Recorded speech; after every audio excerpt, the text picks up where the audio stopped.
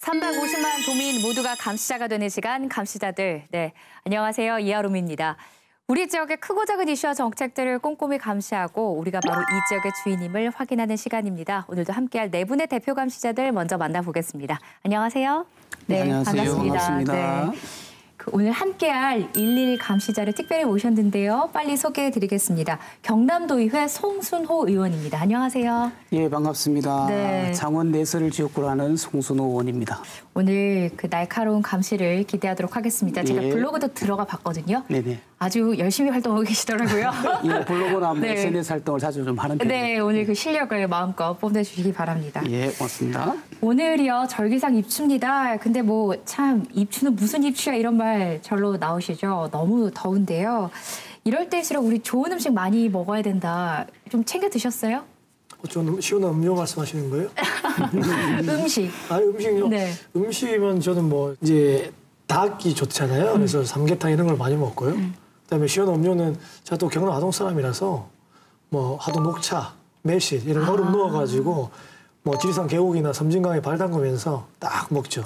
맞아요. 몸에 좋은 거 막 챙겨 먹으라 그래도 저도 더워서 마시고 싶지 뭘 먹고 싶지는 않더라고요. 어떠세요? 예전에는 이제 쌀, 보리고 콩 이런 것들 곡물을 막 갈아서만 미숫가루, 미숫가루에다가 시원한 물에다 넣고 거기다 불꿀을 조금 넣어서 쉐이크해서 정확하네요.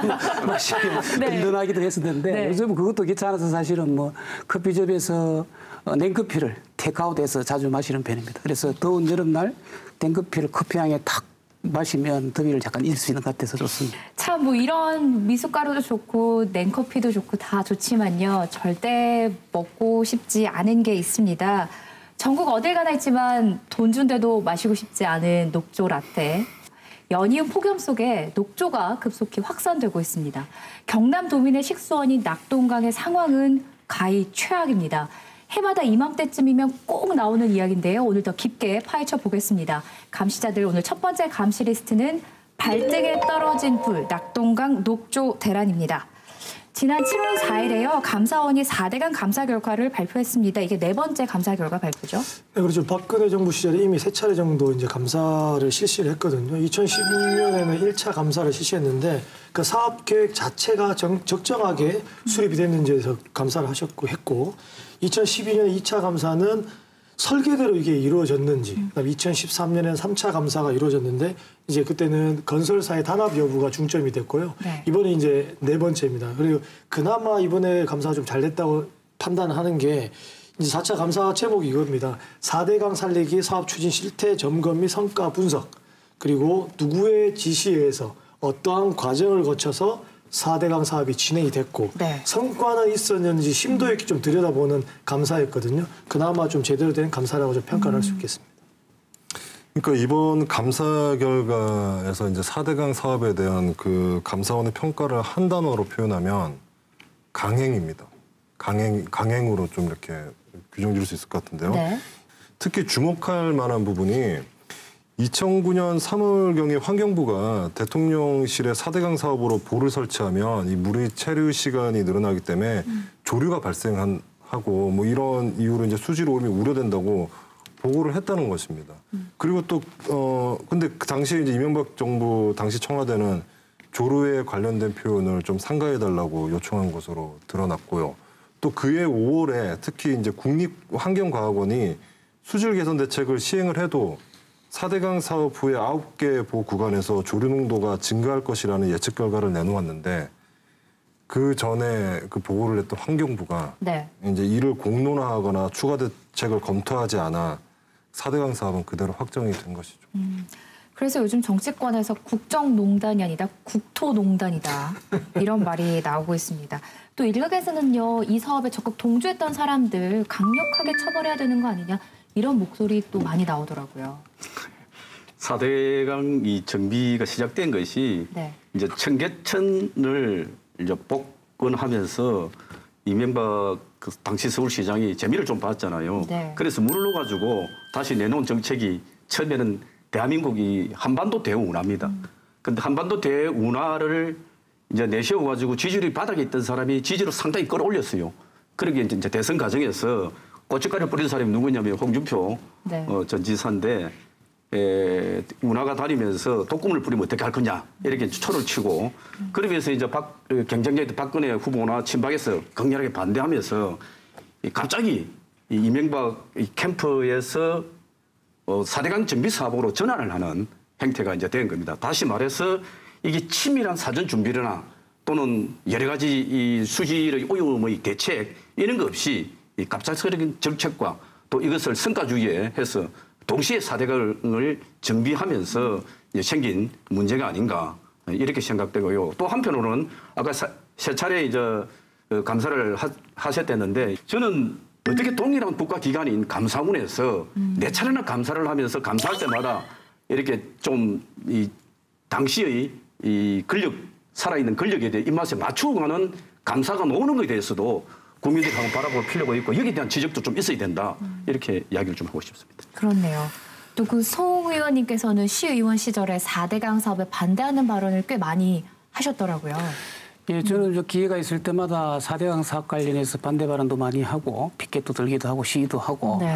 4대강 관련해서 사실은 이제 철회를 하라는 주장을 많이 했었죠. 그 발언의 요지를 잠시 좀 설명을 드리면 4대강 사업은 사실상 좀 말도 안 되는 대운하에도 다른 버전이다. 그렇기 때문에 이 사업은 적절하지 않다. 그다음에 이제 대규모 사업을 벌일 때는 사실은 에비 타당성 조사를 거치게 돼 있어요. 그런데 22조 원에 들어가는 사업을 에비 타당성 조사도 안 거쳤거든요. 생략을 했단 말이죠.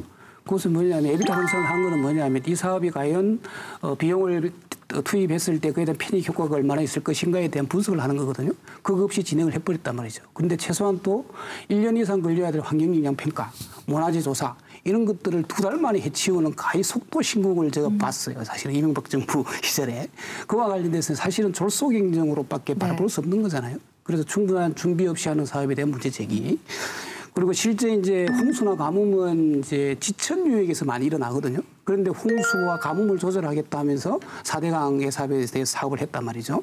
그런데 그것은 홍수나 가뭄이 관리가 잘 되고 있는 4대강 본류에서 일어나는 게 아니고 지천에서 일어나는 거거든요. 그러면 사업의 범위를 지천에다 투입을 해야 되는 거죠. 그런데 그것을 지천에는 하지 않고 4대강에다가 투입하는 것은 그게 잘못된 처방이고 진단이다. 그러니 그만둬라는 것이고. 그리고 이제 수심을 6m로 이제 파기 위해서 본래는 2m 되는 건데 이걸 6m로 사실은 파라고 이제 쉽게 말하면 맹령을 한 거죠, 사실은. 그것은 대운하의 성격을 가지고 있는 거죠.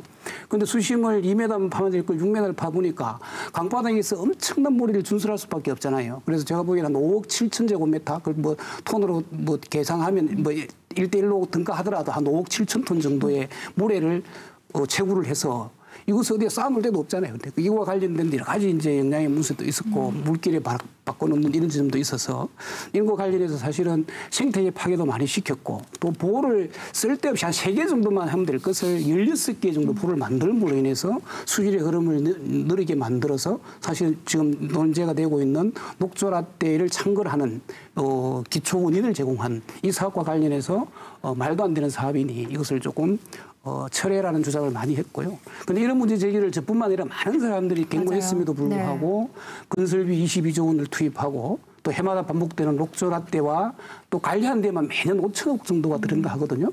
그런데 이런 거 벌써 대한 한반도에서 어찌 보면 이런 괴물이 만들어진 지가 벌써 7년이 지났어요.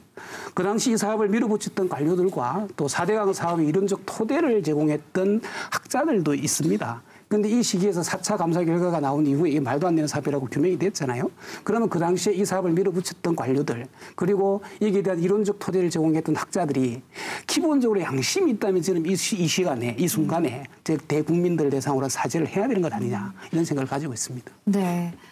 쭉 문제점에 대해서 말씀을 해주셨는데 저희가 오늘 이 4차 감사에 더 주목하는 이유는 저희 시민들, 도민들 일상생활에 가장 밀접한 문제인 물 때문입니다. 녹조라떼 얘기를 좀 더 중점적으로 해보고 싶은데요. 녹조 원인을 두고 항상 원인이 뭐냐 말이 많은데 크게 이제 2가지로 요즘에 나오는 그 원인을 짚어보면 물의 체류 시간이 길어졌다. 그러니까 보 때문이다라는 주장과 하나는 요즘 폭염이 역대급이다 이런 얘기가 나오는데 폭염 때문에 물의 고온 현상으로 인해서 수질오염을 불렀다. 이런 주장이 지금 엇갈리고 있는 상황입니다. 그 녹조가 발생하는 원인은 이제 크게 4가지 정도로 볼 수 있는데요. 일단은 부유물. 녹조가 먹어야 될 그 영양분이 필요할 거 아니에요. 그러니까 이 오염물질과 같은 이런 부유물 속에 있는 특히 질소와 이인이 있어야 하는 것이고요. 네.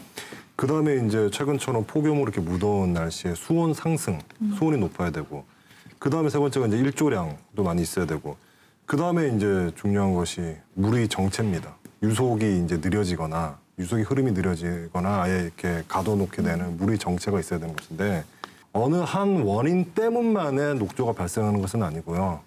기온 상승이라든가 지류에서 들어오는 부유물의 유입은 사실상 인간이 통제하기 힘든 요인이잖아요. 그러니까 이게 뭐 때문이냐가 중요한 게 아니고요. 그 요인이 자연적인 거냐 인위적인 거냐 그렇게 봐야 되는 거죠. 그러니까 보는 명백하게 인위적인 요인이죠. 그 물을 정체시킨 그 4대강 사업이 녹조 발생의 원인이라고 보는 것은 뭐 볼 수 있는 것이죠, 당연히. 네. 그런데 뭐 낙동강 전체가 녹조가 심각하다 이런 보도가 나오고 있지만요. 영주댐 얘기를 좀 해볼게요.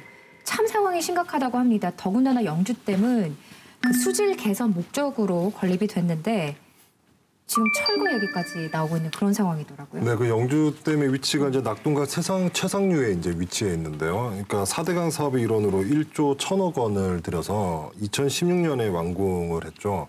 당시에 정부는 이제 댐을 이용해 그 내성천의 깨끗한 물을 낙동강으로 방류를 하면 수질이 개선될 것이라고 예상을 했는데, 최상류였습니다. 예, 그렇지만 결과는 빗나갔고요. 그러니까 담수라는 게 이 댐에 물을 가두는 거잖아요. 담아놓는 것인데, 그러니까 담수를 시작한 2016년부터 올해까지 심각한 녹조가 지금 발생하고 있습니다. 네. 누군가 녹조를 넘어가지고 흑조 현상 검해가지고 그죠? 그다음에 여기 소위 이렇게 똥물 현상까지 똥물이라고 얘기를 하지 않습니까? 그러니까 이거는 상류의 농경지나 축사 오염으로 인해 그것들을 예측을 못한 거고, 그러면은 우리 환경영향평가나 말씀하신 대로 예비 타산수 조사를 면밀하게 해야 되는 거죠. 그걸 안 하고 진행을 졸속으로 빨리 했기 때문에 이러한 현상이 나타나는 거죠. 네. 16년, 17년, 18년 3개년에 이어서 이제 심각하게 녹조가 발생했단 말이죠. 그런데 이런 녹조가 발생한 걸 보고 해결하기 위해서 사실은 수문을 완전히 개방을 해봤어요. 근데 심각한 거는 뭐냐면 수문을 완전히 개방했는데도 불구하고 이 상태에서도 녹조가 발생한다는 것이 더 심각한 거죠, 사실은. 네. 그래서 댐에 이제 그렇다면 이게 구조적 문제가 있는 거 아니냐. 최저수위에 있는 물을 방류를 해야 되는데 그 구조상 때문에 최고 밑에 있는 물이 빠지지 않는 것은 갇혀져 있는 거죠. 위에 있는 물만 계속 나가고 밑에 있는 물은 계속 그렇죠. 정체돼 있는 상황인 거네요. 정체가 있는 거기 때문에 구조적 문제가 있기 때문에 철거 주장을 하고 있는 거고요. 또 녹조도 녹조지만 이제 준공 이후에 그 낮은 주수율로 인해서 용수 공급도 안 되고 원래 전력 생산을 하도록 만든 댐인데 전력 생산도 불가능한 거잖아요. 그렇다 보면 결국은 수질을 깨끗하게 하는 것도 목적 달성을 못해. 그다음 전력 생산하는 것도 목적을 달성 못한다면 그럼 1조 1,000억이나 만드는 이 시설이 과연 필요한가요? 그래서 이거 철거해야 되죠. 그런데 이 수많은 혈세를 투입한 것이 된 책임을 누가 질 거냐에 대한 문제는 여전히 남아있는 거죠, 사실은. 이거와 관련해서 우리 국민적 합의가 좀 있어야 되는 것 아니냐는 생각이 듭니다. 정말 황당한 얘기네. 흉물이네요. 사실은 흉물이죠. 지금 경남권 대부분 지역에서 겪고 있는 문제입니다. 앞서 잠깐 표현이 나왔지만 녹조 라떼를 넘어서서 이제 흑조 라떼라는 표현까지 나왔는데요. 현장에 다녀왔습니다. 화면 한번 보시죠. 올여름 낙동강. 녹조가 창궐하는 현장을 직접 찾아가 봤습니다. 호 가장자리에 띠를 형성하고 있는 녹조 알갱이. 물 흐름이 완만한 곳이나 빠른 곳이나 사정은 별반 다르지 않습니다. 육안으로도 식별이 가능할 정도인데요. 조류 경보가 발령된 이후 채수 횟수도 2배로 늘었습니다. 더 자주 오염도를 확인하는 겁니다. 하천 폭에서 3군데 지점을 선택을 하고 또 그 수심으로는 3개의 수층별로 상중하로 선택을 해서 채수를 해서 9개의 시료를 혼합해서 그 결과를 분석을 하고 있습니다. 물속 상황은 어떨까요? 기포 발생이 심하고 어두운 밤처럼 시야가 확보되지 않는 상황. 마치 시궁창을 보는 듯합니다.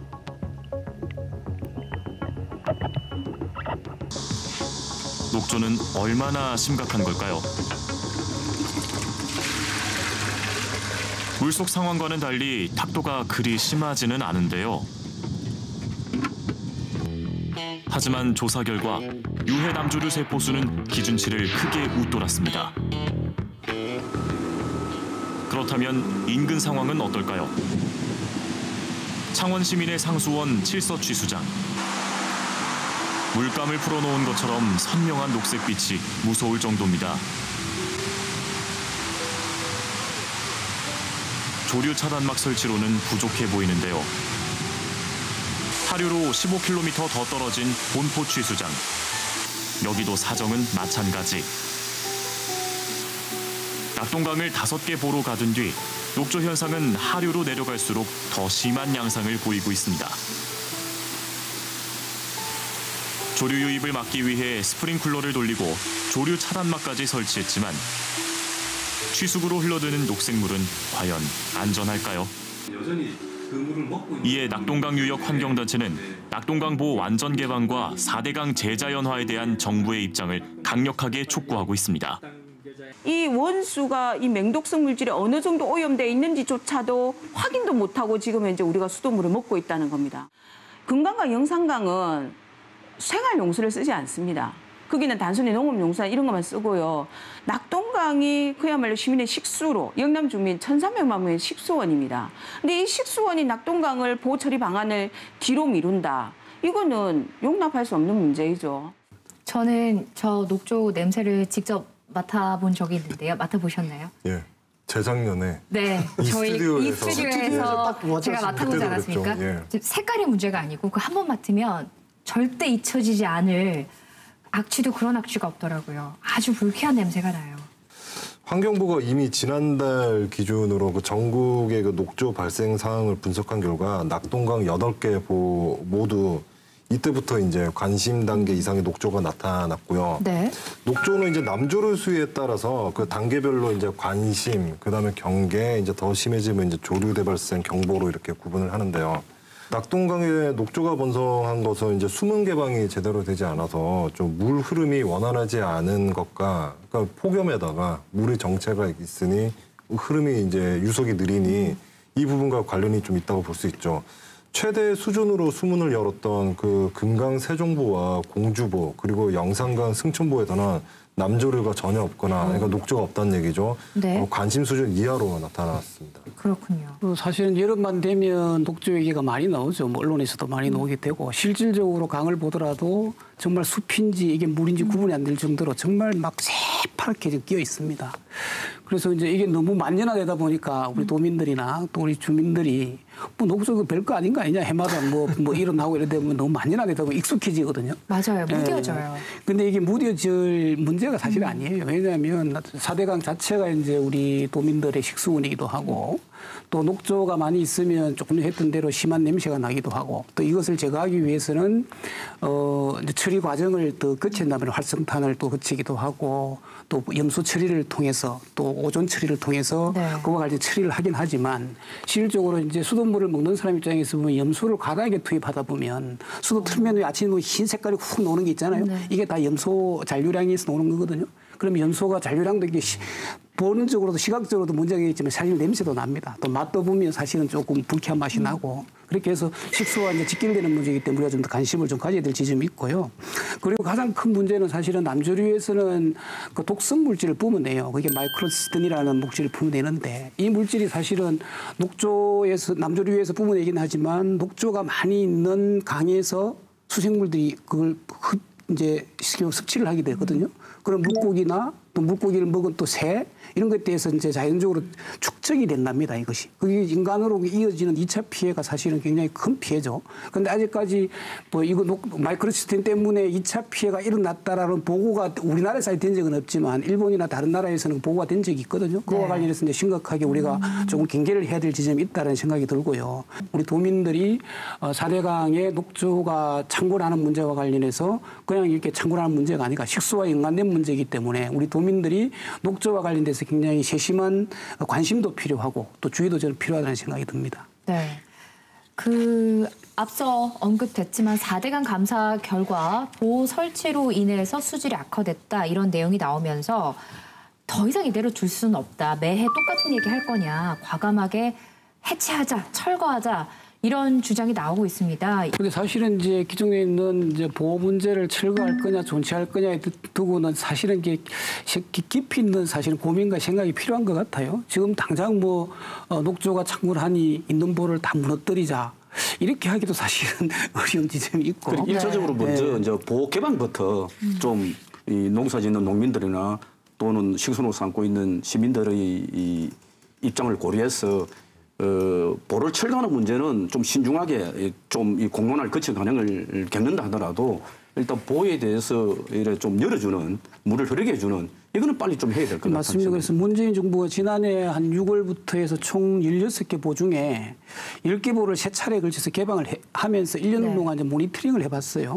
그러니까 이제 모니터링 결과에 따르면은 완전 개방을 했을 때는 조리 농도가 40% 정도의 절감하는 이제 효과가 있다는 걸 확인되었고, 그런데 이제 소폭 개방했을 때는 별 뭐 의미 있는 수치가 발견되지 않았거든요. 그렇다고 보면 사실은 대폭적으로 개방한다와 관련해서는 의미 있는 수치를 보이기도 했고 또 그 재자연화에 대한 기미들이 좀 보였거든요. 그렇다고 보면 우리 주민들의 입장에서나 또 환경단체 입장에서는 뭐냐면 보호를 대폭 개방하고 더 나아가서는 철거를 해야 된다는 주장에 힘이 실리고 있는 것 같아요. 앞으로 더 이제 거세질 것 같다는 느낌이 들고, 그러나 사람도 마찬가지지만 급작스러운 환경 변화가 일어나면 사람이 혼돈이 이룰 수도 있거든요. 그러면 자연 생태 역시도 그 보호가 7년 동안 유지하는 속에서 뭐냐면 또 점진적으로 안착화되어 오는 것도 있어요, 사실은. 그런데 이게 이제 갑작스럽게 포를 철거해 버리면 또 급작스러운 자연 환경이 변하고 오면 생태계 변화가 저는 있을 것 같아요. 그래서 보를 철거한다는 목표 지향점을 가지더라도 이거는 단계적으로 좀 천천히 해야 생태계에 대한 혼란과 또 자연을 재자연화시키는 데는 그것이 더 도움이 될 것 같다는 생각은 듭니다.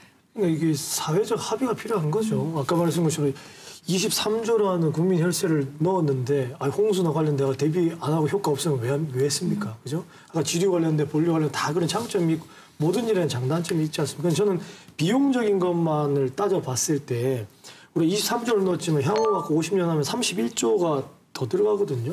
유지하려면 또 돈이 또 들어가고요. 이 가치를 낼 수 있는 편익이라고 그러죠. 비용 대비 효과. 그 6조 6천억 원밖에 안 되거든요. 사실. 그러면은 4대 가구 유지할 수 있는 24조 4천억 추가 손실이 예상되는 건데 이걸 감수하면서까지 계속 유지를 해야 되느냐. 아니면 진짜 한시라도 빨리 철거를 해가 뭐 점진적으로 하더라도 사회적 합의 이루어가지고 빨리 철거를 하는 게 낫느냐. 제 개인적으로 말씀드리고 싶은 건 빨리 해결했으면 좋겠다. 왜냐하면 홍수든 뭐든 농민이든 용수군 식수공이든 여러 가지 해결해야 될 문제가 많기 때문에 최대한 빨리 했으면 좋겠다는 거죠. 그러니까 예를 들면 주민들이나 도민들 입장에서 보면 뭔가 이게 빠른 속 시원한 해결책이 나왔으면 좋겠는데. 그러니까요. 매해 같은 얘기니까. 예, 그래서 해마다 반복되는 라떼 문제가 녹조 라떼 문제가 반복되니 조금 전에 식수에도 뭐 오염물이 식수도 이제 위험하기도 이런 얘기도 나오니까 속 시원하게 해결을 하면 좋겠는데, 그러니까 조금 전에 말씀드린 것처럼 한꺼번에 해결할 수 있는 과정이 되려고 하면 조금 전에 했던 대로 일정 정도의 가뭄 때나 홍수 때 4대강에 설치된 16개 보가 아닌 다른 시설물들이 있어서 그 기능을 일정 정도 담보할 수 있는 것들이 준비된 이후에 저는 하는 것이 맞다고 생각을 해요. 그러니까 한꺼번에 해결하기가 당연히 힘들죠. 그렇죠. 앞으로 당분간 몇 년간은 계속 똑같은 뉴스가 들리겠다는 생태계 절망이 변화를 왜 있네요. 이걸 왜 했냐고요. 네.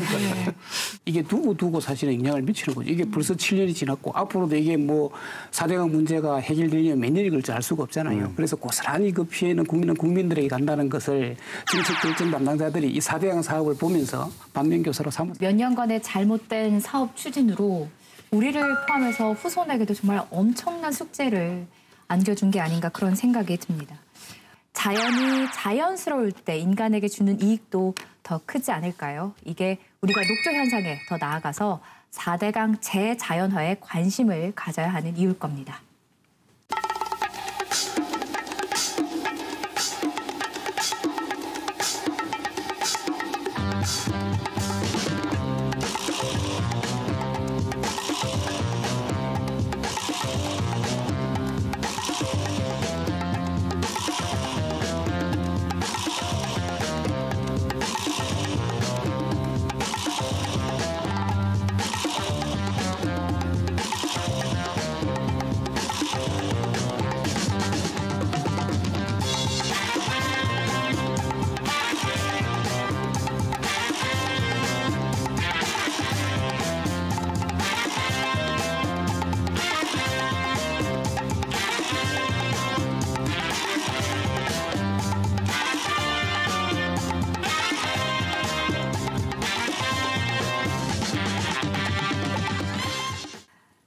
감시 리스트로 넘어가겠습니다.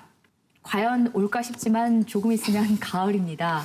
그런데 가을은요, 사실 많은 청년들을 설레면서도 또 두렵게 만드는 계절입니다. 가을이 되면 하반기 채용이 시작되기 때문인데요. 지금 취업 준비생들은 마음이 아마 더 바쁠 겁니다. 그런데 이렇게 열심히 하는 사람들을 힘 빠지게 하는 얘기들이 있죠. 뭐 이미 내정된 사람이 있다더라. 누구는 줄 타고 들어왔다더라 하는 소문들. 그런데 이런 소문들이 진짜인 곳이 있었습니다. 오늘 채용비리 얘기를 해볼까 하는데요. 오늘 두 번째 감시 리스트는 기회는 불평등, 과정은 불공정입니다. 지난달에요. 경상남도와 행정안전부가 공동 조사한 지방 공공기관 채용비리 특별감사 결과가 나왔습니다. 이 내용부터 먼저 들어볼까요? 경상남도의 공기업 및 출자 출연 기관 13곳 중에 9곳에서 채용 비리가 있었던 것으로 드러났고요. 부정청탁이라든가 또 시험 과목을 임의로 변경하거나 또 부적정하게 또 합격자를 또 결정하거나 이런 채용 비리가 확인이 됐습니다. 참 채용 비리 다양하더라고요. 다양하게 비리를 저질렀어요. 네. 소개를 몇 개를 해드릴게요. 경남무역의 이제 채용 사례인데요. 채용 담당 팀장 있지 않습니까? 팀장이 있으면은 채용 시험에서 친인척이 응시할 경우에는 직무를 피해야 한다는 규정이 있는데 규정을 지키지 않았습니다. 그리고 해당 팀장의 조카는 관련 직무가 경험이 없습니다. 그런데 이제 합격을 했죠. 근데 나중에 우대 조건을 갖고 있는 대다수 사람들은 탈락을 한 거죠. 두 번째는 경남발전연구원인데요. 이거는 뭐 우리 김 의원님 잘 아시겠지만 2015년하고 2016년 7개 분야 전문 연구관을 채용을 했는데 그 담당 연구 책임자가 직접 후보를 추천했습니다. 심사를 하는데 다 추천을 받아야 돼. 직접 추천을 하고 면접을 통해 면접만으로 통과를 시켜가지고 합격을 시켰습니다. 그러니까 내부 위원이나 이런 것들을 두지 않았죠. 네. 본인이 직접 추천하면 그 재책 사유가 되는데. 본인이 추천하고 본인이 면접 봐가지고 통과시킨 겁니다. 이렇게 합격시킨 거고요. 그러니까 람사르 재단은 임사위원이지 않습니까? 특정인에게만 만점을 줬습니다. 경남 장애인체육회, 이거 놀랐습니다. 네. 사무처 직원 채용 이제 시험지가 있지 않습니까? 응시자가 근무하는 사무실에다가 5일 동안 방치를 해놨어요. 시험지를요. 안 보는 응시자가 이상하겠네요. 그렇죠. 시험 너무 보고 싶겠네요. 응시자 있는 사무실에다가 5일 동안 방치를 해놓는 그럼 당연히 만점 아닙니까? 그리고 경남개발공사 채용 비리인데요. 2013년에 있었는데 13 보통 기존 필기 보고 면접하지 않습니까? 요거는 그냥 논술 시험을 뽑았습니다. 8명을. 그래서 왜냐하면 특정인을 뽑기 위한 꼼수인 거죠. 특정인 논술 잘하면 그 시험만 제공하는 것이고, 근데 이것들이 모두 홍준표 전 지사의 최측근 인사라는 거. 네. 그리고 2014년에는 3명의 정규직 내정자에게 답안을 유출했다는 의혹이 있는 거죠. 네, 그리고 민노총 경남본부가 또 그 채용 비리와 관련해서 고발한 일이 있었는데요. 네. 이 고발 내용을 보면은 그 지난해 함안군에서 기간제 직원의 그 무기계약직 전환 과정에서 예컨대 이제 전 군의원의 며느리 그리고 이제 조카 심지어 이제 공무원의 자녀 뭐 배우자까지 포함해서요. 이런 분들을 이제 채용을 했는데 근데 이 채용 과정에서 7, 8년 정도 근무한 장기 근속자는 탈락을 하고요. 이들 이제 혜택을 본 이들은 이제 특혜죠. 특혜를 본 이들은 2, 8개월 그래 그 근무 경력인데, 네. 그러니까 이제 기준이 이제 그 전형 기준을 보니까 경력은 반영이 안 됐고요.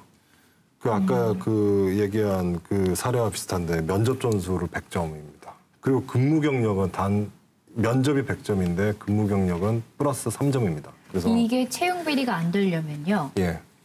최측근들이나 지인들은 논술을 매우 잘 쓰며 아주 달변가에서 면접을 100점을 받을 수밖에 없는 사람들만 있어서 붙었으면 채용 비리가 아니겠네요. 그럴 확률은 없다고 보고요. 며느리 분들 함안군 네. 보건소 이제 기간제 정규직을 채용하는 과정에서 있었는데 여기는 이제 경력직이 면접에 참석을 하고 면접을 봐던데 오히려 면접을 보지 않고 해외로 간 사람은 합격이 됐어요? 합격이 됐어요. 예, 그러다 보니까 이 그 해외 간 사람이 누구냐면은 네. 현직 군의원의 이제 친척이고, 네. 예, 그것뿐만 아니고 전현직 공직자의 친인척들, 아까 이야기했듯이 뭐 조카, 며느리까지 다 예, 이렇게 이제 합격을 하는 이 채용 비리의 악취가 경남 곳곳에서 일어나고 있었는데요. 제가 이제 가까운 이제 김해 같은 경우에 예를 보니까 현직 시의원의 자녀들이 네. 이제 공기업에 이제 취직이 돼요. 이제 채용이 되는데 그래 되면 어떻게 이제 보면은 좀 민의학에 의해서 대립되는 그리고 이 단체장과의 견해가 달리하던 의원들이 자식이 이제 채용되고 나서부터 입장이 바뀌지는 그렇게 또 이제 길들이게 되는 오히려 이 집행부를 견제하고 감시해야 될 의원들이 이 자식 자녀들을 공기업에 취직하는 이런 행태가 되면서도 문제가 일어나게 됐습니다. 참 이 더위에 듣기만 해도 열받는 소식이고 시청자분들도 야, 참 이 정도일 줄이야라는 생각하실 것 같습니다. 사실 뭐 채용 비리에 있어서요. 사기업, 공기업 따질 건 없지만 그래도 공공기관, 공기업 하면 상대적으로 조금 더 투명하지 않을까, 좀 견제 장치가 있지 않을까라고 보통 생각을 하는데 그 생각이 참 많이 순진했어요. 보니까 이제 자기 사람을 뽑기 위해서 이제 편법을 동원한 것은 이게 아주 기본이고 또 시험 전형을 바꾸기도 하고 또 점수 평가 항목을 바꾸고 또 허위 서류를 만들기도 하고 또 규정을 무시하는 것을 또 넘어서서 규정을 바뀌어버리는 바꾸어서 예를 들면 채용을 하는 이런 비리를 저지른 것들이 조금 전에 말씀하신 우리 것들이 확인되고 있는데요.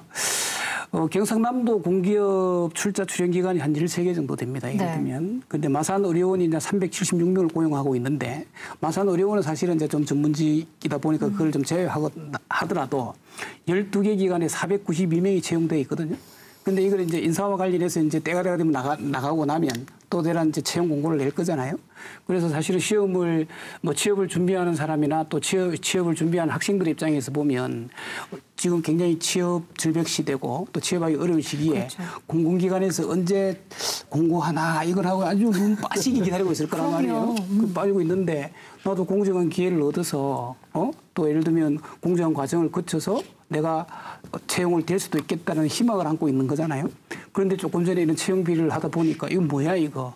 벌써 내정자는 다 정해져 있고 정해지지 않다 하더라도 원하는 사람의 입맛에 맞추도록 규정도 바꾸고 시험 문제도 노출하고 이런 방식으로 해버리면 도대체 성실하게 앉아서 노력하고 공부하는 사람들은 뭐죠 이게? 지금 이 여름에 도서관 가면요. 어느 도서관이든 자리가 없습니다. 자리가 얼마나 없는데. 많은 청년들이 아침부터 와서 공부를 그렇죠. 하고 있다고요. 그런데 이런 사실을 그 청년들이 알게 되면 도서관에 가면 앉아 있을까요? 저는 앉아 있을 이유가 기회를 박탈한 것이죠. 기회를 박탈한 게 된 거죠 이게. 그래 이런 공기업 채용 비리의 가장 극단적인 예가 강원랜드입니다. 강원랜드가 2012년도, 13년도에 채용하는 95%가 이렇게 이제 전현직 국회의원들 그리고 강원랜드의 사장 임직원들 이런 그 지인들이 이제 채용이 되었고요. 여기 비리 관련자가 225명입니다. 이렇게 또 225명이 채용이 이제 그로 인해가 취소가 되고 무려 4차례까지 최종 면접까지 간 사람이 탈락이 되는 그러면서 이분은 결국은 극단적인 선택을 하면서 운명을 달리합니다. 아들이 또 운명을 달리하자 그 또 부모도 그런 극단적인 선택을 시도를 하게 되었고 그래 한 청년의 이 불행으로 끝나는 것이 아니라 가정 전체가 파탄이 나는 지경까지 이뤘던 이 강원랜드의 채용 비리. 근데 만약에 강원랜드 그 사건이 없었다면 또는 이제 그로 인해서 감사가 없었다면 지금 다 이렇게 말씀하신 이 사례들이 드러났을까 하는 의문이 들거든요. 네. 예. 그런데 그 뭐 행정감사로 인해서 여러 가지 부분이 밝혀지기도 했지만요.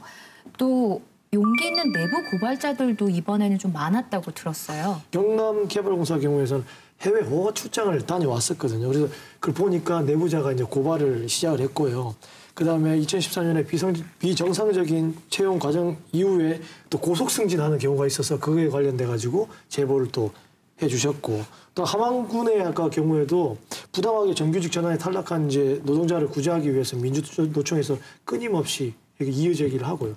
지금 앞서 말씀을 다 듣다 보니까 이렇기 때문에 이제 개천에서 용단다는 말은 전혀 없을 것 같습니다. 그러니까 우리 같은 시골 군단이나 면단위 출신에서 해가지고 사회적으로 진출을 하려고 했을 때 적어도 시험을 같이 볼 수 있는 공정한 기회 정도는 줘야 되지 않겠습니까? 우리 세상이요. 이거는 어쨌든 채용 비리와 관련해서 이게 이제 감사나 아니면 자체 감사를 통해서 적발되는 경우가 보다도 어쨌든 이게 시작은 내부 고발에 의해서 시작되는 거거든. 네. 내부의 문제는 내부에 있는 사람들이 가장 잘 알고 있어요, 사실은. 그런데 보면 일상적으로 조금 전에 많이 거론됐던 얘기들이 일상적으로 조직에서 일어나는 일임에도 불구하고 그것이 왜 가만히 있다가 한순간에 터져나오기도 하고 또 내부 고발을 하지 않으면 그것을 밝혀내지 못하냐에 대한 시스템적 문제가 사실 있는 것 같아요. 그래서 사실은 이렇게 내부 고발하는 것도 굉장히 용기 있는 이제 행위이기도 하고 그것이 이제 변화된 사회에 또 그런 또 시민들이 부당한 것을 바로잡으려고 하는 사회적 동력이 강해진 것도 사실이지만 그런데 이것이 이제 어느 시기에 잘 나타난 것을 한번 지켜보면 그 권력의 교체기에 사실은 내부 고발들이 많이 일어납니다. 왜냐하면 권력을 가진 절대 권력자가 칼을 막 휘두를 때는 내부적으로 조금 문제가 있고 억울한 일이 있어도 이것이 밖으로 잘 표면화되지 않아요. 그래서 권력이 교체기에 내지는 권력이 누수됐다 싶을 때 조금 조직의 문화가 느슨해졌을 때 이런 내부 고발 문제가 많이 드러나는 거거든요. 과연 채용 비리든 조직 내의 비리 문제든 이런 문제들이 왜 내부에서 꼭 고발이 먼저 되어야지만 감사를 시작하고 하는가에 대한 문제, 시스템의 문제를 지적하고 싶은 거죠. 일상적으로 예를 들면 내부적인 이런 채용 비리라든지 부정과 비리가 있는지 없는지에 대한 일상 감사 제도가 철저하게 저는 작동을 해야 된다. 왜 감사의 시스템 작동이 제대로 안 될까? 결국은 감사도 뭐냐면 최고의 권력자의 눈치를 볼 수밖에 없어요. 대부분의 비리들이 뭐냐면 절대 권력은 사람들에 의한 지시나 그 사람에 의한 청탁 때문에 일어나는 거기 때문에 감사 부서에서도 사실은 건드리지 못하는 구조적 문제가 좀 있어요. 이런 구조적 문제를 뭔가 좀 개선하지 않고서는 내부의 채용 비리뿐만 아니라 내부의 이런 비리 부정과 문제와 관련해서는 바로잡기가 굉장히 힘들다. 그래서 어떤 대부분의 조직에서 감사와 관련돼서는 별도의 뭔가 이게 좀 조직 내에 기구가 있어야 이것이 좀 해결될 수 있는 문제 아니냐. 이런 것들도 우리가 조심스럽게 한번 고민해 볼 필요가 있는 것 아니냐는 생각이 듭니다. 개인의 도덕성에만 기대기에는 좀 한계가 있을 그렇죠. 것이다. 예. 그렇게 이해를 하겠습니다.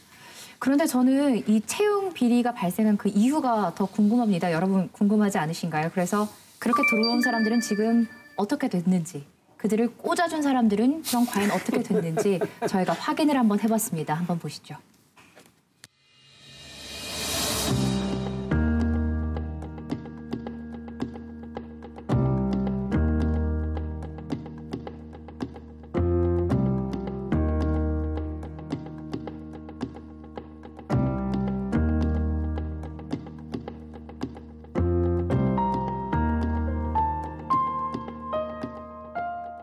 정부는 사실은 이제 부정 합격자가 기소되면 그 채용 비리와 인류자와 동일하게 기소 즉시 퇴출하고 본인 채용 관련자 기소 시 즉시 업무 배제 후에 퇴출한다라고 방침을 밝혔어요.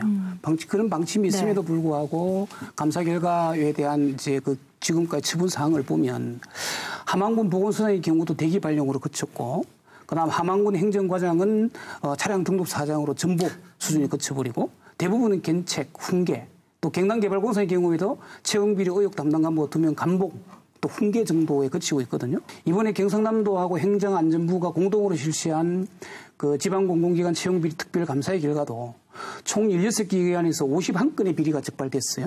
그런데 이제 수사 의뢰 3건, 그리고 경징계가 6건, 훈계 주의 14건, 현지 처분 28건.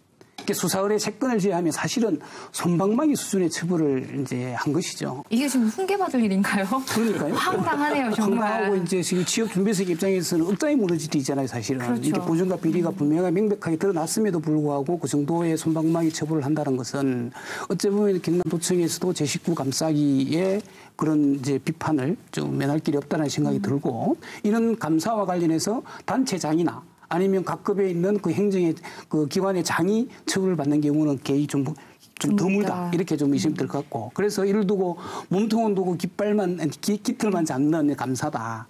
감사에 대한 불신이 정복하고 있고. 그래서 그런 거와 관련해서 좀 제도적 장치를 마련할 필요가 있다라는 생각을 합니다. 그 중앙의 사례도 비슷한데요. 이제 강원랜드 이 검찰 수사단이 지난 7월 19일 날 해산이 되었습니다. 네. 그런데 이 검찰 수사단이 출범할 때는 아직 진짜 사적성의 각오를 하겠다. 의기롭게 출발을 했는데 거기 이제 건성동 의원 같은 경우에는 지인 11명 그리고 제가 뭐 실명을 댑니다만 염동열 의원 같은 경우는 39명의 부정 채용 이렇게 되도록 한 그 혐의를 가지고 있었는데 불구속 기소가 되었습니다. 이렇게 출발했던 채용 비리가 영두삼이처럼 끝나버린 그런 예가 중앙에도 있었다 이렇게 말씀드릴 수 있습니다. 저는 처벌을 정말 강화해야 된다 보거든요. 아이고 이렇게 따진다면 우린 지위와 권력과 돈이 있으면 대한민국은 정말 편안한 나라입니다. 아니 지위와 권력이 있다 그러면 어느 자리도 갈 수 있잖아요. 시험 과정도 바꿀 수 있고 답도 지위와 알려줄 수도 권력이 있으면 있고. 어른 나라들 안 편하겠습니까? 그런데 아까 말씀드린 우리가 동일선상에서의 최소한의 기회균등은 보장받아야 되는데 그것조차가 되지 않기 때문에 저희가 이렇게 말씀드리는 거지 않습니까? 그러니까 아까 말씀드린 것처럼 시험 이런 과정에 있으면 일관성이 좀 있었으면 좋겠어요. 어느 수에 변동되지 않는 선에서. 왜냐하면 누구나 알 수 있고 그리고 가장 중요한 게 공개의 원칙이거든요. 누구를 어떤 절차로 해서 뽑았고 그다음 사후평가를 어떻게 하는지에 대한 공개가 돼야 되는데 다 전부 다 암묵적으로 공개 안 하고 깜깜이로 다 만들어버리니까 이거 어떻게 알 수가 있습니까? 근데 저는 이게 이제 앞으로 향후 지금 기성에 대해서 젊은이들은 이 부분에 상당히 분노할 겁니다. 왜냐하면 기성세대의 가치관에 비해서 지금 젊은이들은요. 그만큼 취업하기도 힘들지만 이 기회의 공정성에 대해서는 아주 예민한 세대들이에요. 그러니까 예전에 우리가 남북 단일팀 아이스하키 팀 만들 때도 맞아요. 그때는 기성에서는 우리 같은 민족이니까 이렇게 생각을 했지만 그게 기성의 사고방식이라면 지금의 젊은이들은 물론 그 가치도 중요하지만 왜 우리 남한의 선수들은 그렇게 열심히 해서 상대적으로 실력이 돼서 그 자격을 얻었는데 북한 선수들은 그런 과정 절차 없이 그냥 들어온 거 아니냐. 이거 엄밀히 얘기하면 그 기회 부분에서 봤을 때는 그 차이가 맞거든요. 그러니까 젊은이들은 이 부분에 대한 가치를 되게 크게 생각하고 있기 때문에 이런 채용 비례에 관련해서는 앞으로 사회적으로 저는 더 증폭되고 더 문제가 커질 가능성이 크다 봅니다. 네. 그 아까 잠깐 나오긴 했는데 저는 김정건 의원님한테 여쭤보고 싶은 게 저희 그 경남발전연구원 네. 원장을 하셨었잖아요. 네. 그때 솔직히 말씀해 주시려면 청탁 같은 거 받아 보셨습니까? 많이 받았죠. 아 정말 채용을 네. 좀 부탁한다고요? 네. 어떻게 하셨어요? 먼저 제가 원장으로 내정된 상태에서 네. 그 임명권자가 부연구위원을 이제 연구위원으로 승진시키고 승진시킨 지 일주일 만에 또 한 단계 더 승진하는 행태가 있었습니다. 네. 그 내정을 된 상태에서 제가 항의를 했습니다. 어떻게 그런 인사를 할 수 있느냐 지사에게 직접 항의를 하고 음성을 높이고 상당히 이런 적이 있었는데 제가 취임한 이후에도 이제 캠프에 선거 가족이 지사가 도와줬던 누구셨죠? 홍준표 지사였죠. 캠프에 관계했던 모분의 자녀를 네. 경남발전연구원의 연구원으로 좀 추천이 이제 들어왔습니다. 그래도 고대 출신인데 네. 그런데 제가 볼 때는 도저히 채용할 수 없는 그거 관련된 논문도 없고 여러 가지가 네. 자격이 안 된다 이렇게 생각해서 이제 거부를 했는데 이것은 제가 볼 때 출전 기관장에 대해서는 저는 뭐 선거 캠프에 있었던 사람들을 능력과 자질이 된다고 한다면은 임명하는까지는 저는 뭐 어느 정도 이해가 된다 이렇게 생각하는데 그 공기업의 일반 그 취업을 하고자 하는 사람들에 대해서는 거기에 대해서 공사를 분명하게 좀 구분해주는 그런 자세, 공직자의 자세가 필요하다 이런 생각을 가지고요. 이 공공기관은 도민들이 위임을 받은 거고 또 공적인 이 공공적인 성격과 공적인 기능이거든요. 이럴 때는 분명히 원칙을 지켜주는 것이 취업생들을 위해 좋은 바람직한 행태다 그렇게 보고 있는 거죠. 다 이런 분이시면 저희가 오늘 이런 얘기를 안 했을 텐데 그래서 요즘 나오는 얘기가요. 그래서 낙하산 인사하지 말아라. 검증되지도 않은 사람을 그 자리에 앉혀서 그렇기 때문에 채용 비리가 계속 양산되는 거다. 이런 얘기가 나오니까요. 김경수 지사가 인사청문회를 그럼 이번부터 한번 해보겠다. 이런 말을 했어요. 이번부터 실행이 되는 건가요? 근데 최근에 이제 김경수 지사 공식적으로 인사청문회를 거치겠다고 밝혔거든요. 그러면서 의회에서 어떻게 할 것인지를 좀 협의를 하자 이렇게 와 있는 상태고, 그리고 우리 의회에서는 이제 김경수 도지사 입장에서 그 출연기관의 장과 관련해서 청문회를 할 테니 의회에서 어떻게 좀 해봐라 이런 거잖아요, 사실은. 네. 근데 이걸 이제 조례로 만들어서 하기에는 이제 안 된다고 들었어요. 법령 내에서 보니까 이제 출연 기관의 장의 고유 권한이 이제 자치단체이기 때문에 이것을 조례로 통해서 청문 절차를 거치는 것은 불가하다는 대부분 판결이 2013년도에 있었던 것 같고요. 그래서 결국은 할 수 있는 거는 뭐냐면 집행기관과 의회가 쉽게 말하면 협약을 맺는 거죠. 협약을 맺어가지고 쉽게 말하면 이제 하나의 그 의회 내의 내부 규정을 정해서 이제 청문을 할 수가 있다라고 보는 건데, 지금 대략 좀 논의되고 있는 것이 지금 산하 기관이 많긴 하지만 적어도 뭐 13기관을 다 하기에는 좀 무리가 있고 그래서 예를 들면 자본금이 100억이 넘어가는 기관 그게 보니까 한 6개 기관 정도 되더라고요. 그 6개 기관 정도에 대해서 청문을 좀 하자 이런 게 대략적인 논의가 되고 있고 제가 보기에는 아마 소관위원회에서 청문을 할 가능성이 많고 그럼 그 과정을 어떻게 가져갈 거냐. 이거와 관련해서는 1차 청문, 2차 청문으로 나누어서 하자. 1차 청문은 우선은 도덕성에 대한 검증. 도덕성에 대한 검증 문제는 비공개로 좀 우선 진행을 하고 그다음 1차 검증이 끝나고 나면 2차는 자질과 능력 검증을 하자. 그럼 2차에는 요거는 이제 공개로 하는 거죠. 그래서 회의록도 남기고 정식 의사 일정을 안건으로 택해서 그거와 관련해서는 그 이제 인사에 원하는 사람과 관련된 자료들을 쭉 저희들이 이제 봐서 이제 이 업무를 관장하는데 자질과 능력이 있는지, 예를 들면 경영 능력이 어떻고 철학이 어떤 건지에 대한 이걸 따져 묻는 것들이 있겠죠. 그러면 이런 청문 절차가 끝나고 나면 어쨌든 도지사가 요청한 그 기간이 한 10일 정도 안에 어쨌든 청문 결과 보고서를 이제 그 기간 이제 쉽게 말하면 그 도지사와 그리고 이제 선임하는 장에게 쉽게 말하면 청문 결과를 송부하도록 해놓고 10일을 지났는데도 송부하지 않으면 의회에서는 특별한 의견이 없는 걸로 간주하고 그 시kim 선임할 수 있는 권한을 가진 사람이 쉽게 말하면 선임을 하게 되는 거죠. 이런 과정들을 거쳐서 아마 준비를 하게 될 거고 아마 올 8월 달에 의회 내에서 내부 규정을 만들 거고 아마 8월 말부터 출자 출연 기관에 대한 장들에 대한 청문이 아마 시작될 가능성도 있겠다 싶어요. 네. 저는 지방정부에도 이 인사 검증 시스템이라고 할 수 있는 인사청문회가 좀 확대됐으면 하는 바람이 있는데요. 네. 왜냐하면 뭐 그렇지 않아도 취업문이 좁은데 공정해야 할 공공기관에서조차 이런 그 온갖 부정한 방법으로 채용을 해왔다라는 것은 이 시대를 살아가는 수많은 취업준비생들에게 젊은이들에게 아주 상당한 박탈감을 안길 수밖에 없는데요. 네. 근데 이 지금 채용 비리라는 게 특히 지방 공공기관은 이 지방 권력자들의 한마디로 얘기하면 그들만의 짜고 치는 일자리 나누기잖아요. 그러니까 이 부분의 가장 큰 문제는 사실 위에서부터 내려오는 그 낙하산 인사인데요. 근데 낙하산 인사가 문제인 것은 그런 부분에 대한 검증이 안 되니 그리고 대부분 사실 낙하산 인사는 그 소위 이제 지방 공기업과 산하기관의 이제 선출직이 지고 있지 않습니까? 그러니까 그 인사권을 지고 있다 보니까 선거가 끝나면 이런 낙하산 인사 검증이 안 되는 보훈 인사 이런 것들을 행행하는데 이런 거를 막기 위해서라도 좀 인사청문회 시스템이 지방 정부에서 좀 보편화됐으면 하는 바람이 있습니다. 믿을 수 없지만요. 채용 비리의 극단을 보여준 강원랜드 담당자는 청탁이 당연한 것인 줄 알았다며 전혀 잘못을 깨닫지 못했다고 합니다. 아는 사람의 부탁을 들어주는 것이 전체 사회의 약속을 깨고 있다는 점을 안다면 또 많은 이들의 마음에 생채기를 남기는 채용 비리는 쉽게 저지르지 못하겠죠. 좀 공정한 사회로 가는 길은 이렇게도 어려운가 봅니다. 오늘 날카로운 감시 보여주신 네 분의 대표 감시자 그리고 특히 송순우 의원님께 감사의 마음을 전하면서 의견 인사 나누겠습니다. 감사합니다. 네, 고맙습니다. 네, 고맙습니다. 해마다 여름이면 녹조를 걱정하고 인사철이면 뒷소문이 무성한 일들. 언제쯤 끝이 날까요? 고인물은 썩는다는 간단하지만 명쾌한 말이 떠오릅니다. 경남 곳곳에 맑고 깨끗한 물이 흐를 수 있도록 350만 경남도민이 감시자들이 되는 날까지 늘 함께 하겠습니다. 시청해주신 여러분 고맙습니다.